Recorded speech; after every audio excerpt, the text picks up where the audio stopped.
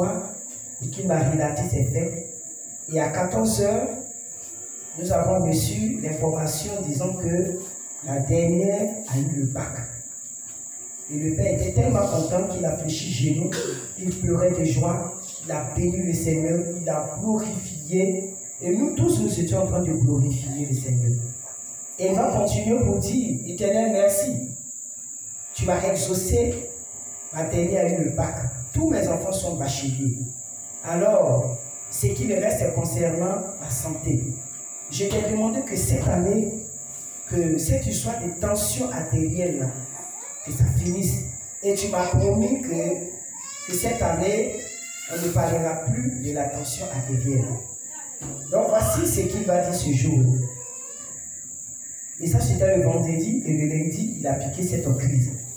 Donc, bien aimé, quand il a crié victoire, nous sommes allés au dispensaire, et du dispensaire, il a commencé par convulser.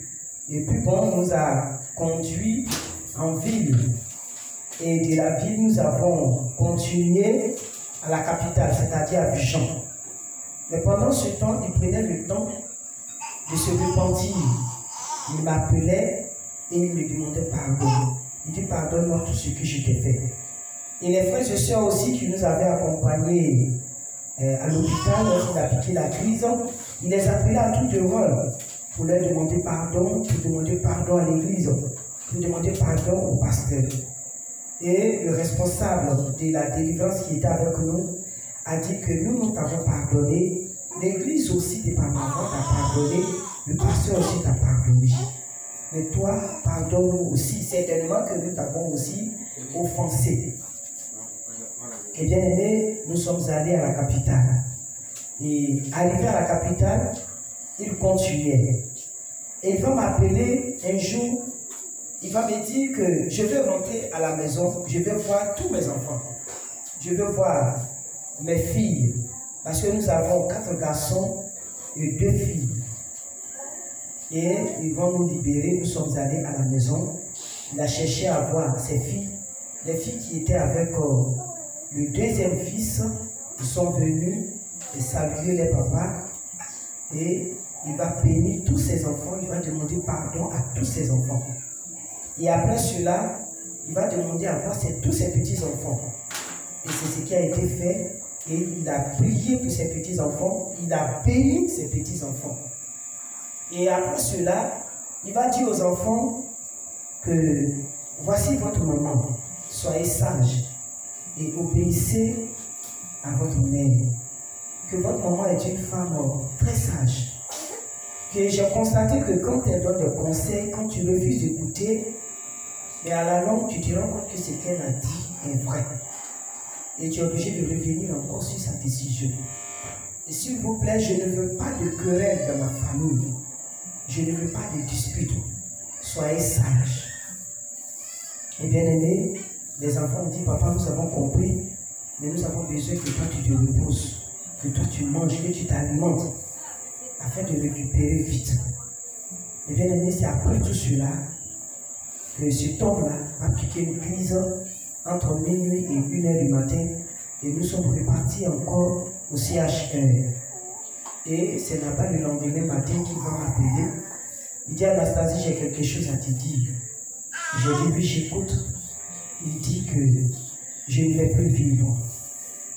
Je ne vais plus vivre. S'il te plaît, veille sur les enfants. Occupe-toi des enfants. J'ai dit, non, tu vas vivre. Il dit, non, je ne vais plus vivre. Il dit, je t'en supplie, laisse-moi partir. Il le faut. Je dois partir. J'ai dit, non, tu vas vivre. C'est parce que tu es malade, tu es fatigué. Il dit, oui, je suis fatigué. Depuis 30 ans, pas de sel, pas de ceci, pas de cela. Je suis fatigué. Moi-même, je sais que cette fois-ci, je ne vais plus vivre. Veille sur les enfants. Et s'il te plaît, laisse-moi partir. J'ai dit non, que tu ne l'annules pas. Il dit, tu m'empêches de partir. Laisse-moi partir. Et comme l'heure de la visite était passée, alors je devais sortir pour le laisser se reposer, laisser les médecins aussi faire le traitement. Et c'est ainsi que les jours qui ont suivi, alors cet homme sera conduit dans une clinique et Et là-bas, ils ont jugé bon de le mettre en réanimation. Et c'est ainsi qu'il était en réanimation. Mais il continuait de prier. Bon, lorsqu'on arrivait, on nous disait qu'on ne pouvait pas entrer, on le voyait à travers les vitres, et on communiquait à travers les vitres, on ne pouvait pas entrer, le toucher. Mais j'avais simplement constaté que cet homme avait commencé par... Il était devenu extrêmement beau. À quelques jours de sa mort, il était devenu beau, il avait grossi, et son teint brillait comme si on avait appliqué de l'huile sur son corps. Et j'ai eu même à demander... Excuse-moi, tu vas continuer. C'est le corps glorieux. Le corps glorieux que révèlent les saints avant de monter au ciel. C'est l'un des signes qui atteste de l'enlèvement. Le corps glorieux. Maman, continue, s'il te plaît. J'ai demandé au médecin, qu'est-ce que vous avez appliqué sur le corps de mon époux? Le médecin a dit que nous n'avons rien appliqué. À part, nous t'avons demandé de nous envoyer de l'eau de Cologne pour diluer dans de l'eau et appliquer sur son corps. Et tu as emmené même de l'eau de Cologne sans parfum. Mais c'est ce que nous essayons d'appliquer sur son corps pour faire sa toilette après ton départ. J'ai dit ok. On avait constaté qu'il avait totalement changé. Donc, bien aimé, et comme à chaque fois il demandait de le laisser partir, bon, moi je n'étais pas du tout tranquille. Alors que l'Éternel avait fait des révélations à des serviteurs. Et certains m'avaient appelé pour dire que le Seigneur nous a révélé qu'il va enlever ton époux afin que tu puisses faire l'œuvre. Pas que tu ne le fais pas, tu le fais, mais tu as beaucoup de préoccupations et ta préoccupation, c'est ton époux. Que tu sois libre de faire l'œuvre. Le Seigneur a décidé d'enlever ton époux. Moi, je n'étais pas du tout d'accord parce que je n'acceptais pas ce message. Il y a eu plusieurs révélations, mais je n'ai pas accepté. Mais bien aimé, quand cet homme était en réanimation, alors j'ai demandé au médecin, mais qu'est-ce que nous pouvons faire? Les médecins ont dit qu'on ne peut rien faire, que vous priez, nous faisons du notre possible. Mais apparemment, il a bonne nuit et si Dieu veut, nous allons le faire monter en chambre.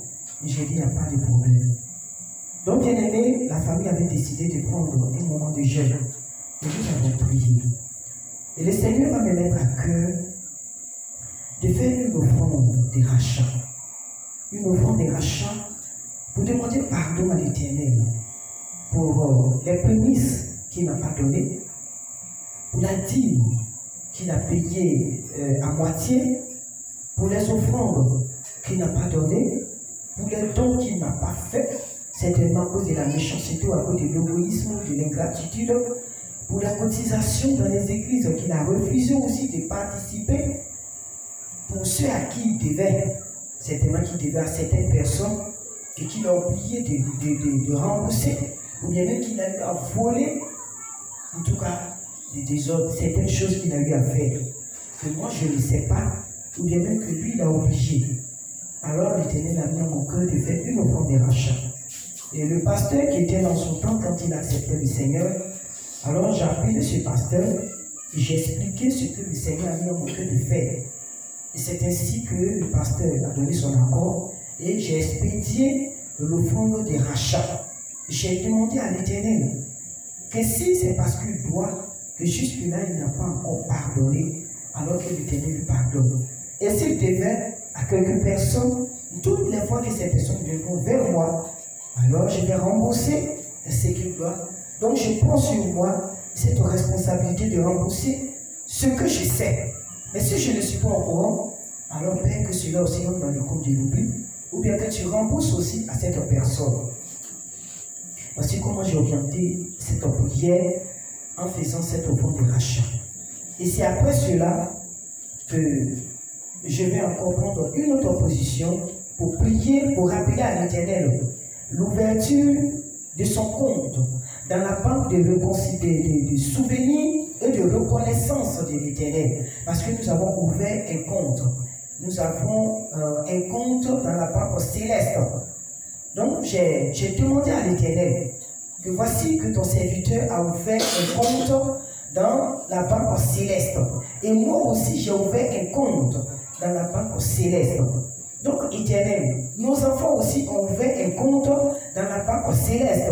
Et même nos petits-enfants. Et nous nous efforçons à alimenter ce compte. Et si, Éternel, tu vois qu'avec ce que nous avons investi dans la banque céleste, que cet investissement a pu construire sa maison au ciel et que cet homme est fait prêt pour aller au ciel, que si tu l'enlèves aujourd'hui, alors il sera sauvé. Alors Père, enlève-le. Et nous étions jeudi 17, j'ai dit enlève-le ce jeudi et que la nuit ne tombe pas, que tu l'enlèves avant la tombée des nuits. Mais si tu sais, Éternel, qu'il n'a pas encore fini de se repentir et qu'à cause de cela, il souffre, alors permets que le jour le trouve et que Père, que tu lui rappelles encore des péchés non confessés afin qu'il puisse se confesser et se repentir.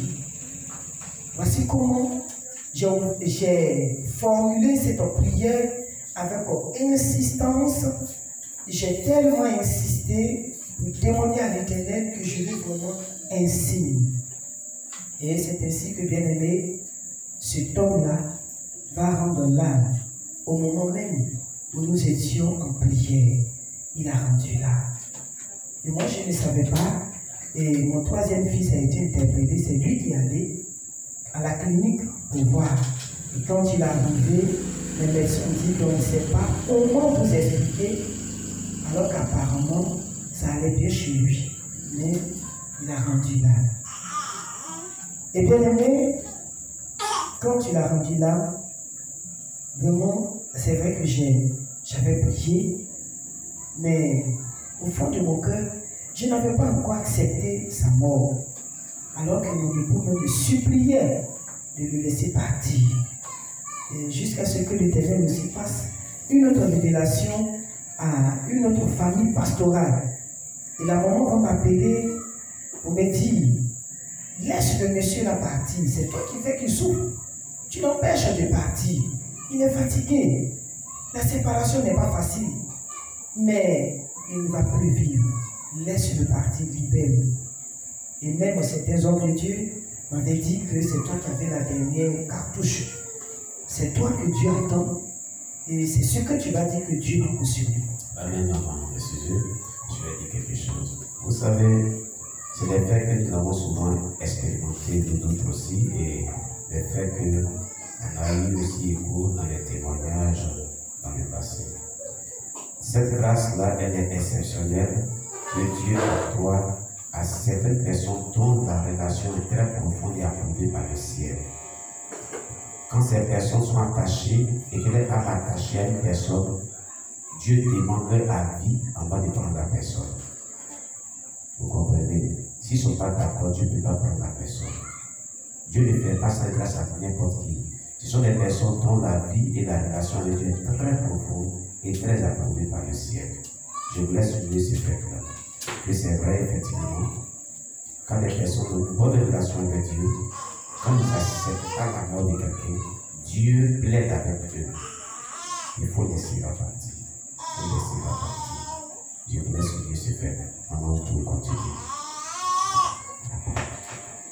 Et pendant que cet homme était malade, avant même sa mort, la famille va d'abord se plaindre. La famille de mon époux, parce que c'est une famille de féticheurs, ils sont détenteurs de masques, de fétiches, ils sont, disons, les propriétaires de tous ces masques, ces fétiches. Dans la région, ils sont même réputés comme cela. Mais bien aimés, ils vont se plaindre en disant que ce sont les enfants et moi qui avons rendu leur frère malade. Et c'est nous aussi qui l'avons emmené à l'hôpital. Ils souhaiteraient qu'on emmène leur frère au village et en faisant surtout des fétiches, des masques, des poros pour faire des rituels. Leur frère ne va pas mourir.